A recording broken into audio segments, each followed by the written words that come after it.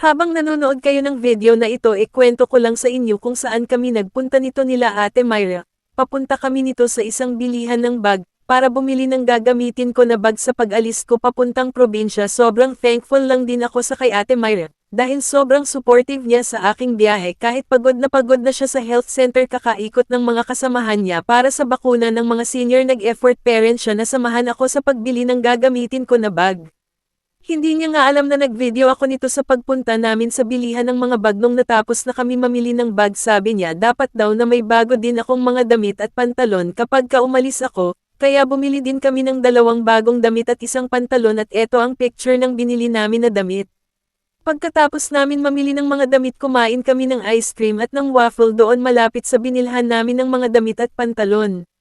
After nun nagpunta naman kami ng palengke para bumili ng mga shampoo at sanitary napkin ko na gagamitin doon sa probinsya.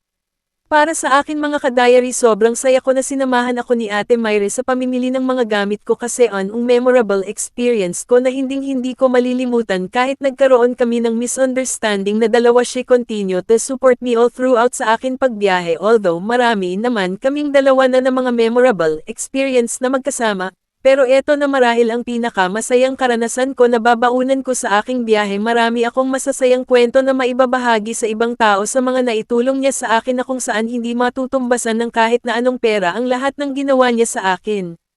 Lahat ng kabutihan at pagmamalasakit niya sa akin lalong-lalo na sa ibang tao. Kaya sobrang thankful ako na naging ate at kaibigan ko si Ate Myra. So hanggang dito na muna ang kwento ko sa inyo mga ka-diary. Yan ang unang bahagi ng aking preparation ko sa aking biyahe. Ang second preparation naman is sa next video natin. So kung nagustuhan ninyo ang aking video, please don't forget to like, share and subscribe mga ka-diary. Salamat.